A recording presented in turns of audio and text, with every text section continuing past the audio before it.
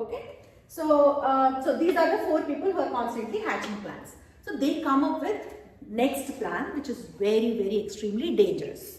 So what these 4 people plan for or think of is, we have to somehow kill Pandavas. Yeah, now everybody has grown. They're not kids anymore, and their plans have become even more dangerous, even more foolproof. Last time when they were plotting against Bhima, what did they do? They just put him into the They tied him up when he was sleeping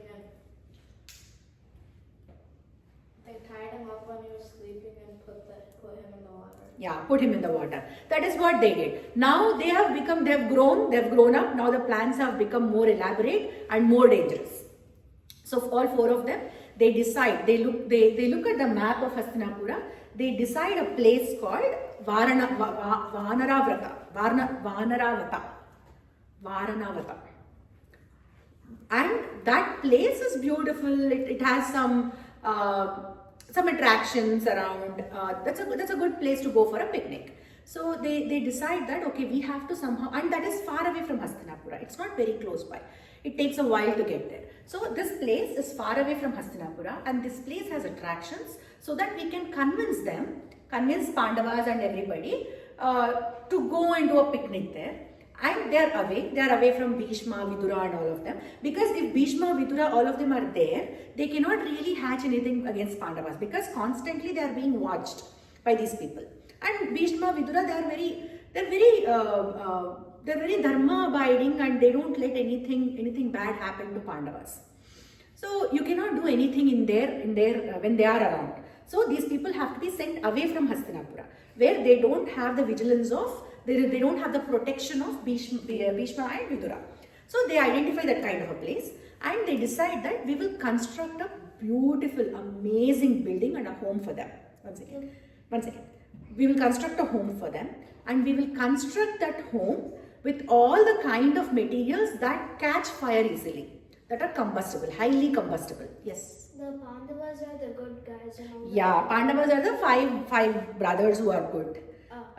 Dharmaraja, Bhima, Arjuna, Nakula and Sahadeva. Those are the 5 brothers. And Duryodhana, Dushasana, they are 100 brothers. They are Kauravas. Yeah. So now they decide to construct a house which is made out of lac, which is made out of lot of combustible oils and ghee, the solidified ghee. Lot of such material should be used in the construction of the house itself.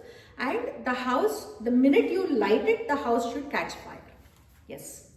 I had a question for before. Like, what does like Kauravas really stand for? What is it? Like, what does the word Kauravas mean? Kauravas mean they are from the dynasty of Kuru. So there was a king in the past in their dynasty whose name was Kuru, and eventually this entire dynasty derived their name from the king of Kuru, and they are called Pauravas or Kauravas. Oh. So from their forefathers they got that name. And technically even Pandavas are also Kauravas, right? They also belong to the same dynasty. But for the differentiation, you want to differentiate between these 100 brothers and 5 brothers, right? That is why we use Pandavas for these people, the term Pandavas, because they are son of Panduraju, and Kauravas for the rest of the 100. But technically they are all Kauravas. Anybody else? Any other question? Okay. So now they have decided to construct a house which is highly combustible in nature. Then they will come. So the entire plot is, we will construct this house. We will put one of our guys who is very loyal to us there, and at an appropriate time, when everybody is sleeping in the house, when all the Pandavas and Kunti are sleeping in the house, we will light the house and they will be burnt alive and they will die. That is the entire plan of all these 4 people. Everybody is, and all 4 of them think about it, they brainstorm about it, they think about the pros and cons, what are the pitfalls, how can we, so they come up, they sketch an elaborate plan of how to construct the house, who should be sent, etc., so on and so forth. Now the next step to this is convincing Pandavas to go there. How can they convince Pandavas to go there? Duryodhana cannot go and tell Pandavas, oh, you guys go there. They won't go because they're like, these two people, they know internally that okay, this guy is not our friend, so he will eventually kill us. So they don't have that kind of amicable friendship to be able to go and tell, oh, Dharmaraja, you can go there, you can have fun and come back. So that kind of friendship they don't have. So they have to make it sound natural. They have to make this entire plan come into play very naturally. Nobody should get a hint that okay, these guys are hatching something, that is why these people are trying to send Pandavas to Vaaranavatha, right? So nobody should get that kind of a doubt, especially Vidura and Bhishma. They have to be very careful with Vidura and Bhishma. So what they do is they go to Dhritarashtra and tell him that that you know that this Vaaranavatha is a very nice place which has this river flowing, and there is some what do you call there is a kind of fair going on there. I think it will be very nice for Pandavas to really go there, look at that place. They'll also get an understanding of the entire kingdom. They need to go meet with people there. They'll get a good exposure of how that place is, etc. And moreover, in that particular river, if you do offerings to Pandaraju passed away, right? If you give some offerings to Pandaraju, his soul will be happy in the heavens. So, so you need to tell Pandavas that they need to go to that particular place, Vaaranavatha, and perform the rites for Pandaraju. Then slowly Dhritarashtra goes and they are in a court, they are in an assembly and talking about it, and then the Dhritarashtra tells Pandavas that there is a place called Vaaranavatha and we have done some elaborate arrangements for you guys. We have built a beautiful castle there. You along with Kunti Devi could go there and do some offerings to Pandaraju, and you can stay there for how much ever time you want and you can come back. He says that, and while saying that, he adds up so much of drama to make it sound natural that he cries in front of them saying that, oh, my brother Pandaraju died and we have done so many rites, but this particular thing has not happened on the banks of this particular river in Vaaranavatha. I wish if I had my eyes, if I was healthy, I would have gone and offered it myself, but I don't have to worry about it. He has got 5 beautiful, amazing sons. They can go and do it. Would you like to go and do it? So that is the kind of sweet words he wraps this entire thing and presents to Pandavas. So when he's presenting something like that, Bhishma, Vidura, they cannot oppose that, right? They cannot in public say, no, they don't need to go. Pandavaraja doesn't need this offering. They can't say that, right? They have to let things happen. Now, Vidura and Bhishma are also in a kind of a fix. They know that there is something going on in the behind scenes, which is not really good for Pandavas. But they cannot publicly condemn this, saying that no, they won't go, because Dhritarashtra is putting it in such a way that he wants his brother's sons to do it so that his brother's soul could live happily in the heavens. So nobody can deny that. Nobody can say no to that. So everybody knows internally. Pandavas also know that there's something wrong here. Something is not right. Their intuition kept telling them that there is something going on in the heads of Dhritarashtra and Duryodhana. But they have created the situation in such a way that they cannot deny whatever they are proposing. So finally they decide to go. Dharmaraju, Yudhishthira along with his 5 brothers, they decide to go to Vaaranavatha. When they are going to Vaaranavatha, in front of everybody, like it's a full court of people, in front of everybody, Vidura says something to Yudhishthira in such a way that only Yudhishthira can understand. So he wraps his sentences in a very cryptic way that only Yudhishthira can understand. So in his conversation, in his sentence, what he conveys to Yudhishthira is, you guys are going to a place which is far off, which is away from Hastinapura, and there is nobody literally who is your friend there. So it means that Duryodhana has plotted a lot of people who are against you, who will be working against you. So you need to be really vigilant, especially in the nights. And he actually doesn't say all of these things the way I am saying. Everything is wrapped in such a way, everything is said in such a way that he's talking about Vaaranavatha and the river flowing there, or trees in Vaaranavatha. Something like that he is talking about. But the internal meaning, if you really keenly look into the words, the internal meaning is this. So in Telugu or in any other language, you have one word. Based on the context, the meaning of that word changes. Do you know such words? You must be knowing, right? I can't remember things off the top of my head. But there are a lot of words, based on the context, the meaning of the word changes. So Vidura chooses that kind of words to convey this message. Yes?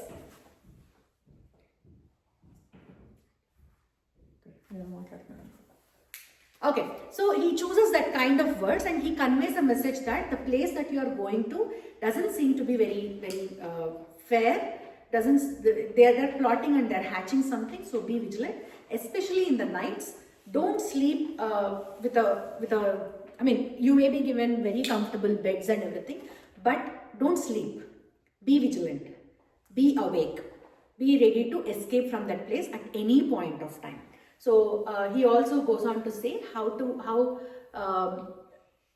the rats and kind of small animals, when the forest is on fire, they go and hide themselves in small burrows. So those kind of animals are saved. But even though tigers and elephants and lions, how much ever powerful they are, because they don't hide, they are killed. So what he's trying to say is, you may be powerful, you may be extremely powerful, but at some times when you have to hide yourself and your power, you have to hide. That is how you are going to save your life. So he's trying to give them hints that the danger could be coming from the house itself, the danger could come when you guys are sleeping, the danger could come from many different fronts. So be vigilant. That is what he says. Vidura at this point of time doesn't exactly know what is going on, right? Then with that, when he tells all that message, and at the end of it, he asks Dharmaraja, did you understand? Dharmaraja says, I understood whatever you were trying to tell and whatever you are trying to hide. He says that sentence, and then they leave from there. And on the way from Hastinapura to Vaaranavatha, Kunti asks Dharmaraja, you and Vidura were talking something. None of us understood what you guys were talking, but at the end of the conversation, you said you understood. If it is appropriate for us to know, please let us know what you are talking about. But if you think that we should not be let known, don't tell us. It's okay. But if you think that it's okay to tell what you both were talking, I am curious to understand what it is.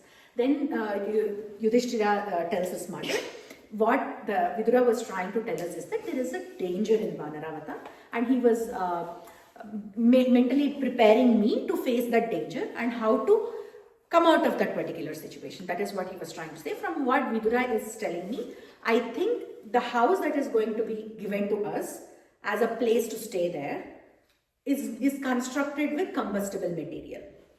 So it can be lit on fire very easily, it catches fire very easily, and that is what Vidura was trying to tell. So from now onwards, until our stay in Vaaranavatha comes to an end, all of us should be extremely careful about who we are talking to and people who we are interacting with, where is the danger coming from, all those kind of things. We should be extremely careful. This is the conversation. And before constructing this house, the lakh house, Duryodhana has to give this entire task to someone, right? So he chooses a person called Purochana for this to execute the entire plot. So the responsibility, the duty of Purochana. So what Duryodhana tells him is, I am going to tell you a very secret, tell you about a very secret mission. This has to stay between you and I. You cannot really go and tell this to anybody. And if you're successful, if you're coming out to be successful of this entire plot, I will give you a part of my kingdom. That is what he offers Purochana. And then Purochana is very happy. Purochana is a servant actually. And this guy got an opportunity to own a kingdom. So he was very happy. He says, rest assured, I'll take care of it. And then Purochana goes to Vaaranavatha. Even before Pandavas go there, all this happens. He goes to Vaaranavatha and he makes sure that they're constructing a house with all sorts of combustible material. And when you look at it, it doesn't look like that. It looks like a very normal house. It's a beautifully architected one. It is beautiful to look at. All of that is there. But internally, inside one layer, when you go inside the house, inside the walls, it is all made up of those kind of materials that catch fire very easily. Purochana does that, and then he receives Pandavas when they come here, and then they are placed in this particular house very comfortably, and time is passing by. Pandavas are very vigilant about it, and they meet with all the people in Vaaranavatha. They go to the place and they offer whatever they had to offer for Panduraju. All those things keep happening. From outside, everything looks normal. Pandavas are also, nobody should get, Purochana should not get a hint, right? First of all, they don't know if Purochana is the guy who is plotting against them or not. They're just being vigilant. At that point of time, they should not show any kind of, they should have poker faces basically. They should not show, poker face means whatever you are thinking, your face should not express that. I may be happy, but I cannot show it on my face. I may be anxious, but I cannot show that in my face. Like if there is a dog passing by, if dog sees anxiety in my face, it tries to come and attack me. But if I'm having a calm face, then it may just pass. Like that. So I try to hide my feelings, right? In that point of time, that is kind of poker face. So all 5 Pandavas along with Kunti, even though they are very, very, very vigilant and anxious inside, they don't show anything in their expressions, in their actions. They make the entire scene to look at as very normal, like a normal time is passing by. So almost 10 to 11 months pass by. And in these 10 to 11 months of time, Vidura once sends a guy called Kanaka, yes. And that person comes and he secretly, now in the meantime what happens is there are so many spies of Vidura in Vaaranavatha. So Vidura is constantly getting information through his spies from Vaaranavatha to Hastinapura. So this guy Vidura now completely understands what the plot is. He knows that particular, it's called Lakkaillu, Lakshagraha is what it is called. That particular house is going to be set on fire on a day when it is comfortable, like there should be wind going on. If there is wind, the fire spreads very easily, right? So they're just waiting for that kind of a day, is what Vidura understands. And Vidura, as soon as Vidura understands, he immediately sends a guy called Kanaka, and he goes and he builds a tunnel from that house, from that particular house, from the middle of that house into a deep forest. There is a tunnel that he digs. This guy does that. The person who is sent by Vidura. Yes. Give him the mic. Hasini, give him the mic. You know how you said that they wanted to be windy on the day they set the house on fire, but won't the fire also kill all the people around them? No, the house, see, it is a very private construction, private building, right? And this castle belongs to kings and queens and people like that. So around the house, there is a lot of empty space. If you look at a house which is celebrity's house or something, their houses will be secluded, right? There will not be a house very next to their house. There will be a lot of space around it, and then there will be some other house somewhere else. So this is also that kind of a house. Around this particular house, there is only empty space. There are some gardens, there are some groves, there are some swimming pools, and then there will be some other house somewhere else. So they're only trying to kill the Pandavas? Correct. They are only going to kill the Pandavas, yes. So like Give her that. So if they're setting the house on fire, and if that guy builds a tunnel in the middle of the house, can't the tunnel also catch on fire? No, tunnel is not made of any kind of combustible material, right? And moreover, you'll know what happens in the story next. Who lights the house? Yeah. If there's a forest around the house and the fire spreads, It's okay, let it spread. What's the big deal? It's only a forest, right? There is not going to be a human loss. Let the forest catch fire. They are only worried about killing Pandavas. If anything else also gets killed along with it, some animals get killed along with it, they really don't care about it. Yeah, but isn't fire really like spreadable in forests? Yes. Yes, forest fires happen even till date, right? You must have seen so many forest fires in California. Recently in California, a forest fire happened, right? They're very dangerous. They're extremely dangerous, especially when the environment is dry. There is less moisture in the environment. That is why they happen in summers. There is less moisture and there is a lot of dry grass around. So dry grass also catches fire very easily. So it becomes very Herculean task to put out that fire. Okay? Any other questions? Okay. Now, this guy comes and he constructs the tunnel. So there is a tunnel now, the escape route, and then everybody is waiting for that moment.